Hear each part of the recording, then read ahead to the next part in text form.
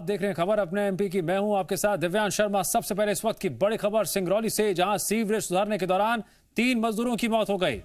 दम घुटने से तीनों मजदूरों की मौत हो गई। एसडीआरएफ टीम ने सीवर लाइन से तीनों के शव निकाल लिए हैं। इस वक्त मौके पर भारी भीड़ मौजूद है, पुलिस बल भी मौजूद है। सिंगरौली के कशनी इलाके में ये हादसा हुआ है। जानकारी के मुताबिक तीनों मजदूर सीवरेज में उतरे थे और उसी दौरान यह घटना हुई और तीनों मजदूरों की मौत हो गई। इस घटना के बाद स्थानीय लोगों में गुस्सा भी है और सिस्टम के खिलाफ इस घटना को लेकर सवाल भी है। यही वजह है कि मौके पर इस वक्त भारी भीड़ जमा है, पुलिस बल भी मौजूद है।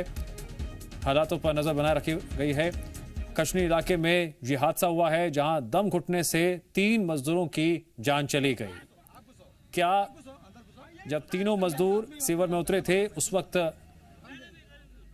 जो सुरक्षा उपकरण उनके पास होने चाहिए थे वो थे उनके पास? संजय जुड़ गए हमारे साथ इस खबर पर और अधिक जानकारी के लिए। संजय, 3 मजदूरों की मौत हो जाती है, इस घटना के लिए क्या व्यवस्थाएं जिम्मेदार नहीं है, जिनकी जिम्मेदारी होती है कि जब सीवरेज में कोई मजदूर उतर रहा है उसके पास सुरक्षा के उपकरण हो, ऐसी कोई घटना होने की गुंजाइश हो तो उससे निपटने के लिए पर्याप्त इंतजाम भी हो? निश्चित तौर पे यहाँ पर कहीं न कहीं पूरी तरीके से नगर निगम की जिम्मेदारी और लापरवाही सामने आ रही है, क्योंकि जो मजदूर थे जो वहाँ पर सीवरेज लाइन को सुधारने के लिए वहाँ पर घुसे हुए थे, उनके पास किसी भी तरह के कोई सुरक्षा उपकरण नहीं था। इसके पहले भी मध्य प्रदेश में कई ऐसे मामले सामने आए हैं जहाँ पर मजदूर को सीवर लाइन में भरे पानी में अंदर डाल दिया गया है और सफाई करने के लिए उतार दिया जाता है, लेकिन उनके पास कोई सुरक्षा के उपकरण या मुहैया नहीं कराए। जबकि ऐसे निर्देश है कि जहाँ पर इस टाइप की व्यवस्था है वहाँ पर मशीनों के थ्रू सीवर लाइन की सफाई की जाए, लेकिन यहाँ पर भी मजदूरों से मैनुअल तरीके से सफाई की जा रही थी। आज शाम के समय करीब 2 मजदूर वहाँ पर, ये बैडन थाना क्षेत्र का मामला है, जहाँ पर ये 2 मजदूर पहले वहाँ पर सीवर लाइन में उतरे थे। कचनी क्षेत्र का ये पूरा मामला है। वहाँ पर 2 मजदूर उतरे थे, बेहोश हो गए थे। उनका जो साथी था तीसरा मजदूर, वो उसको बचाने के लिए और देखने के लिए वहाँ, वो भी तीसरा भी वहाँ पर सीवर लाइन में बिना सुरक्षा उपकरण के वहाँ पर उतरा और वो तीसरा भी वहाँ बेहोश हो गया। जब तीनों बेहोश हो गए तो वहाँ हड़कंप मच गया, काफी लोगों की वहाँ पर भीड़ इकट्ठा हो गई थी। उसके बाद वहाँ पर जो एसडीआरएफ की टीम को बुलाया गया था, वो ऑक्सीजन सिलेंडर के साथ नीचे उतर के तीनों मजदूरों को बाहर निकाले थे। उनकी वहाँ पर तीनों की मौत हो गई थी। इसके बाद वहाँ लोगों को काफी गुस्सा और काफी नाराजगी, जो पूरी व्यवस्था है, जो पूरा यहाँ पर नगर निगम प्रशासन है, उनके खिलाफ फूटा हुआ है। वहाँ पर अभी मौके पर एसपी कलेक्टर, वहाँ पर उनके जो परिजन है और जो संजय, क्या अभी तक जानकारी मिल पाई है किसके दिशा निर्देश पर ये तीनों मजदूर सीवरेज में उतरे थे?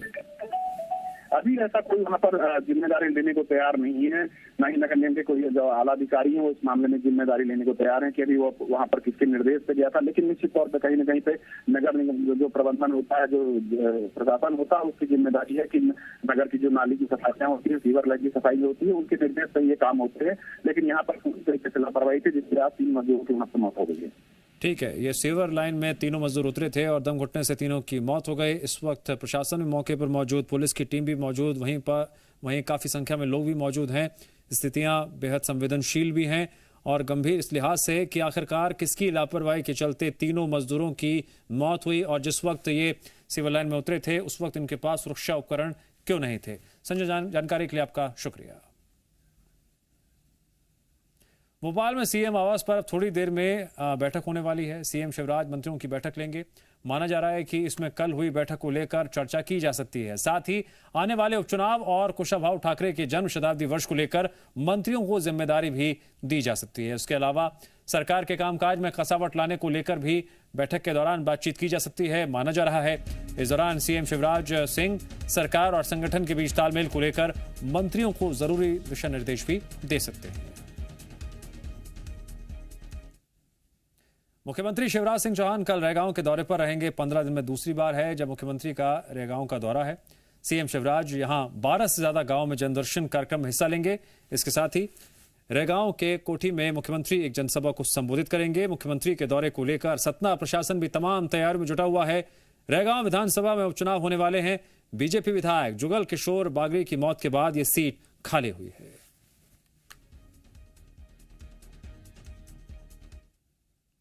पन्ना में आज जन कल्याण और स्वराज अभियान के तहत कार्यक्रम का आयोजन किया गया। सीएम शिवराज सिंह की सभा में जबरदस्त भीड़ रही। इस दौरान मुख्यमंत्री ने पन्ना में कृषि महाविद्यालय खोलने की बड़ी घोषणा की। सीएम ने कमलनाथ पर भी निशाना साधा और कहा कमलनाथ ट्विटर मास्टर हैं पन्ना का एग्रीकल्चर कॉलेज कमलनाथ ने चोरी किया था।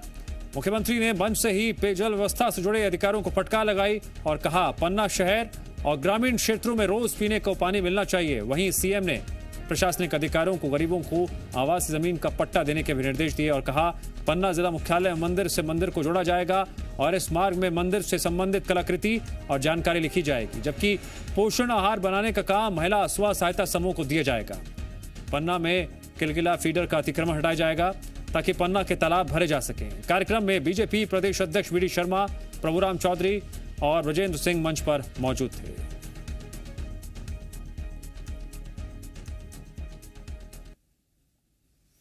करो, जितने लोग ऐसे हैं जिनके पास रहने की जमीन ही नहीं है, कहीं रह रहे हैं टपरिया फपरिया बना के और वहीं दादागिरी हो रही उनसे। ऐसे लोगों को पट्टा देके मालिक बनाना है। समझ गए कलेक्टर साहब? बनाना है, यह अभियान चलेगा। 3 साल के अंदर मेरे पन्ना जिले की बहनों जो यहां बैठी है वो भी, और जो मुझे वैसे ही मीडिया के माध्यम से सुन रही हो उनको भी कह रहा हूं, पन्ना जिले में जहां पानी मिल जाए, मिला ही नहीं तो अलग बात है, कोई गांव में पानी मिल जाए तो हैंडपंप की खटर खटर बंद करवा दूंगा, पाइपलाइन बिछा के घर में टोटी वाला नल लगा के पानी दूंगा ताकि टोटी खोलें तो झरझर पानी आ जाए और पानी भरने बाहर ना जाना पड़े। मध्य प्रदेश में बीजेपी सरकार के खिलाफ कांग्रेस सहित विपक्षी दलों ने मोर्चा खोल दिया है। प्रदेश कांग्रेस कार्यालय में संयुक्त विपक्ष ने प्रेस कॉन्फ्रेंस की, जिसमें कांग्रेस सहित सीपीआई, सीपीएम और राष्ट्रवादी कांग्रेस के पदाधिकारी मौजूद रहे। इस मौके पर कांग्रेस उपाध्यक्ष अशोक सिंह ने बताया सोनिया गांधी के नेतृत्व में 19 विपक्षी दलों का मोर्चा बना है। किसान, गरीबों, मजदूरों, बेरोजगारों को उनका हक दिलाने के लिए संयुक्त लड़ाई लड़ी जाएगी। उन्होंने बताया संघर्ष मोर्चा में फिलहाल बीएसपी शामिल नहीं है, सपा का समर्थन मिला है। अशोक सिंह ने कहा 2023 का चुनाव हम सभी दल साथ मिलकर लड़ सकते हैं। सीपीआई नेता शैलेंद्र शैली ने कहा बीजेपी को हटाने के लिए हम सभी विपक्षी दल एक साथ हैं और एमपी में भी साथ लड़कर बीजेपी को हटाएंगे।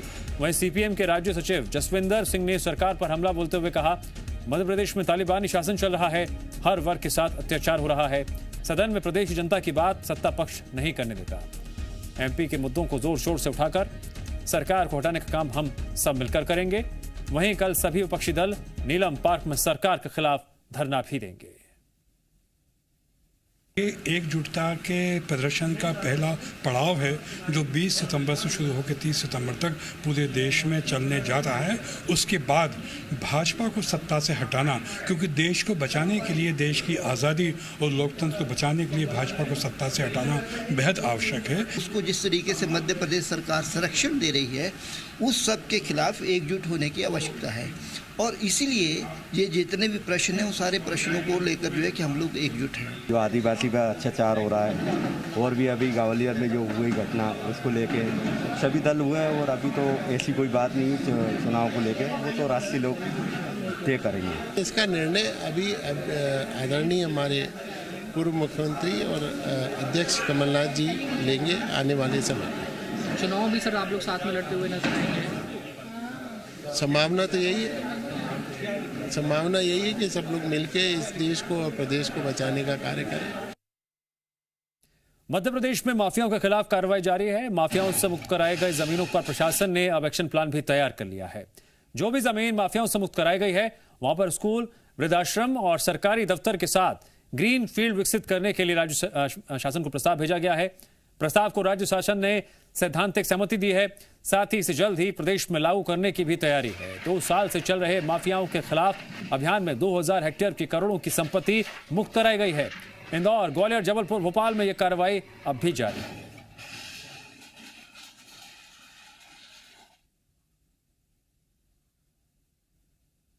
सीएम शिवराज के निर्देश के बाद इंदौर में एक बार फिर एंटी माफिया अभियान की शुरुआत हो गई है। नगर निगम की टीम ने पुलिस प्रशासन के साथ मिलकर कनाडिया रोड पर कार्रवाई करते हुए अवैध निर्माण हटाए। 40 ज्यादा स्थायी और अस्थायी निर्माणों पर बुलडोजर चलाया गया।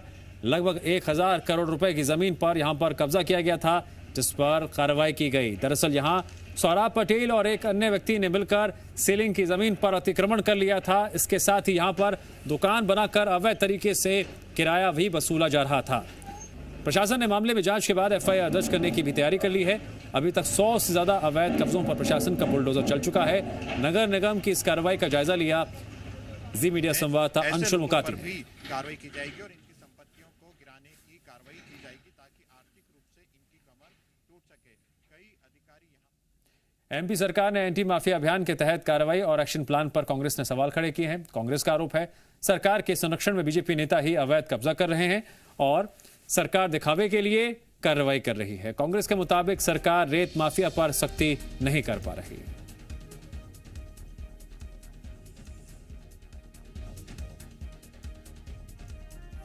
ये 25 जगह आ गया कि रेत की गाड़ियां जो थाने में थी उसको उठा के माफिया ले गया, पूरे डंपर के डंपर। तो ये और अवैध शराब, जहरीली शराब बिक रही, कहाँ किस पे एक्शन हुआ आज तक? कौन सी अवैध शराब और जहरीली शराब बिकना बंद हो गई? कुल मिला के भारतीय जनता पार्टी की सरकार के लोगों का संरक्षण है, इसलिए माफिया पे कंट्रोल नहीं हो पा रहा है। एमपी में चल रहे एंटी माफिया अभियान पर कांग्रेस के आरोपों पर बीजेपी ने पलटवार किया। बीजेपी का कहना है हमारी सरकार लगातार माफियाओं के खिलाफ कार्रवाई कर रही है। वहीं कांग्रेस की सरकार के वक्त कार्रवाई के नाम पर सिर्फ दिखावा और जनता के साथ छल किया गया था। लोक निर्माण विभाग ने हाल ही में अखबारों में वल्लभ भवन के पास हेलीपैड बनाने के लिए जमीन अधिग्रहण का इश्तेहार दिया। इसे लेकर अब प्रदेश की सियासत गर्मा गई है। कांग्रेस का आरोप है एक तरफ सरकार प्रदेश की जनता को बेहतर स्वास्थ्य सुविधाएं, रोजगार, शिक्षाएं नहीं दे पा रही है। जनता महंगाई से त्रस्त है, लेकिन सरकार अपनी सुख सुविधाओं को बढ़ाने के लिए वल्लभ भवन के पास हेलीपैड बना रही है। कांग्रेस के आरोपों पर पलटवार करते हुए मंत्री विश्वास सारंग ने कहा वीआईपी मूवमेंट्स जनता को परेशानी होती है, ट्रैफिक में समय बर्बाद होता है। इन सब से बचने के लिए सरकार यह व्यवस्था कर रही है।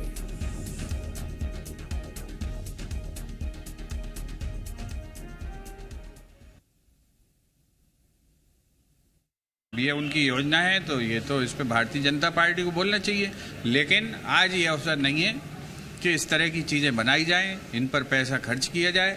आज दूसरी ज़रूरतें, स्कूल नहीं खुल रहे हैं, कम से कम जो है 20,000 स्कूल बंद करने की सरकार योजना बना रही, शिक्षा का पूरा नष्ट कर दिया है। इसके बाद आपको हेलीपैड जरूरी है कि शिक्षा जरूरी, हेलीपैड जरूरी कि दवाई जरूरी, हेलीपैड जरूरी कि रोजगार जरूरी? ये सरकार को खुद तय करना चाहिए और ये प्रदेश की जनता के साथ धोखा है।